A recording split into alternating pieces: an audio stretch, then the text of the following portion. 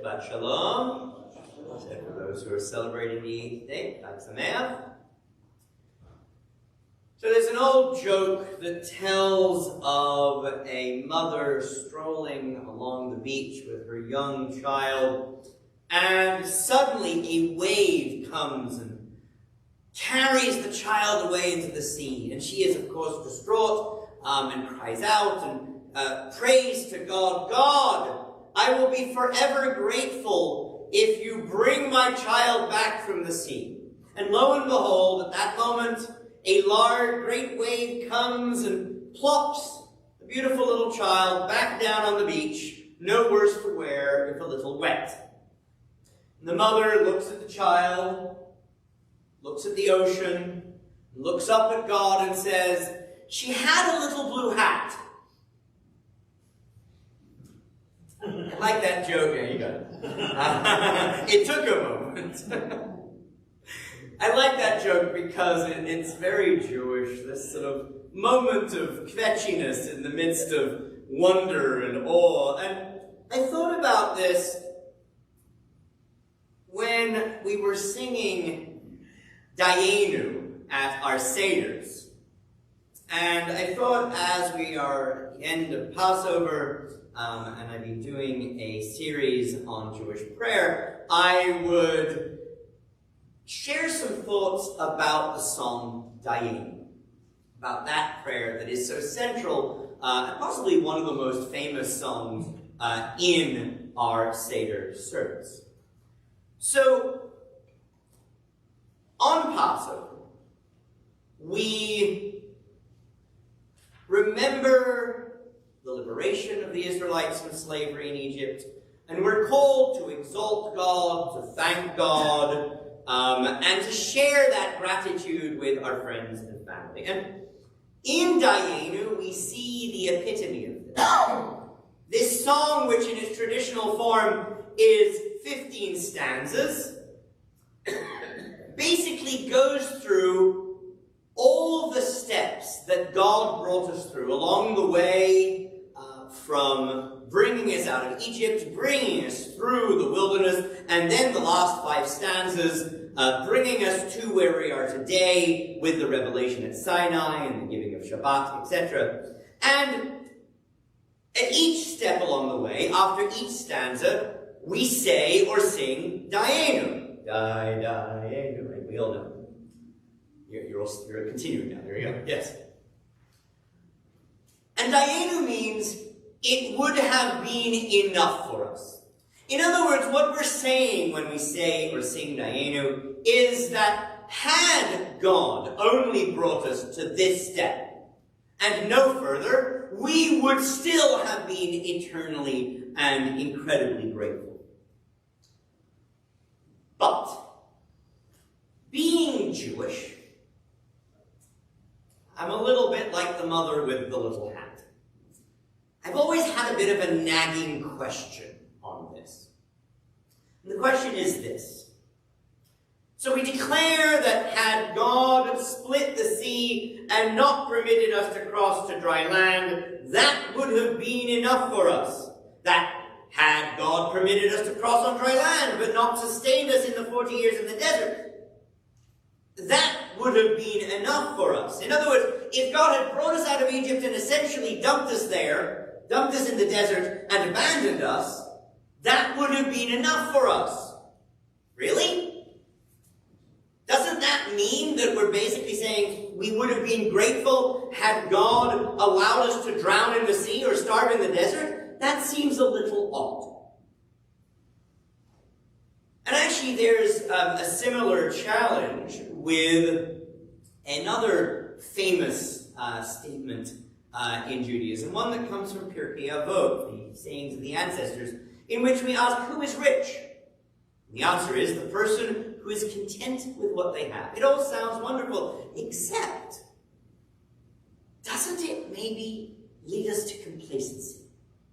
To being willing to just settle, both in terms of our material, professional, family goals, but also in terms of our spiritual and moral goals. To say, it's enough, we're fine, nothing needs to change.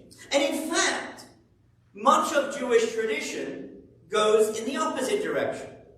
Shimon Peres, the former prime minister of the state of Israel, was once asked, "What is the greatest gift of Judaism to the world?" And he answered, "Dissatisfaction." And he drew that from the ideas of the prophets. The prophets in ancient Israel, and indeed those who were inspired by them in the modern world, Martin Luther King, Abraham Joshua Heschel, they did not look at the world and go, "This is good enough." They looked at a world and saw injustice everywhere, and were dissatisfied, and were not content, were not complacent, and said, "Let's keep going, let's make things better." Which leads us to a dilemma in understanding Dayeinu. Is it, after all, then telling us to be complacent? To just settle? Or is it telling us something else? And in true Jewish style, the answer is they're both right. On one hand, at each step of the way, we're being told to be grateful for what we have, what we've been given, what we've achieved. Think about this. How awful is it in life to have so much and yet be unable to appreciate it? How many people do we know who have much but can't stop complaining about what they don't have, that are eternally unsatisfied? Indeed, how many times have we caught ourselves in our own lives, however much we have, always looking across the horizon and being unhappy with the things and the many gifts and things that we should be grateful for? And indeed, how wonderful is it to be the kind of person who, no matter how little you have, you can take joy and pleasure in what you do have, and not be constantly jealous and frustrated because of what is currently lacking to you. In a sense, perhaps, the idea is that we should not be complacent. We should be striving to be that kind of person, the kind of person who strives to see the good in life, to see what we have rather than what we don't have.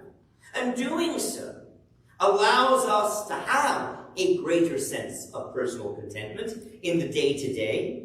It opens us to be more ready to appreciate and be grateful for those who have helped us in what we have achieved and what we have.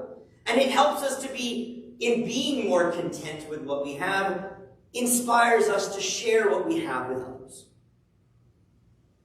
On the other hand, note that after each step of the Dayeinu prayer, it doesn't stop. It keeps going. It doesn't say when we were led out of Egypt, out of the land of Egypt, that was it. It keeps going. It keeps looking forward from each step in the life of the ancient Israelites. If God had only brought us this far, then that would have been enough. But then there's another step, and another step, and another step. Perhaps that's the real lesson of Dayeinu. That we should be happy and grateful for what we have at each step, but also be just dissatisfied enough, just forward-looking enough to never be completely complacent, never dismiss the needs and the hopes of others because we believe they should just be content with what they have, and never dismiss our own moral and spiritual strivings because we feel that we're good enough. Maybe then the woman with the child in the joke isn't actually the opposite of Dayeinu. She's grateful for the return of her child, but also just dissatisfied enough to say, but what about the hat? Perhaps we should always see ourselves as if we are in the midst of the Exodus, in the midst of saying Dayeinu. We can look back and be grateful for what we have and be happy for it. But we can also look ahead to how many more things there are to do, how many more steps there are to take, propelled by dissatisfaction at what is still lacking and flawed in the world, and inspired by the hope of what we can achieve in making that world better for ourselves, for our children, and for our grandchildren. And thinking about that, I want to reread a prayer that we read earlier, a reading about standing at the parted shores of history, which I think in thinking about the message of Dayeinu now takes on more meaning. Standing on the parting shores of history, we still believe what we were taught before ever we stood at Sinai's foot, that wherever we go it is eternally Egypt, that there is a better place, a promised land, that the winding way to that promise passes through the wilderness, that there is no way to get from here to there except by joining hands and marching together. Getting hands.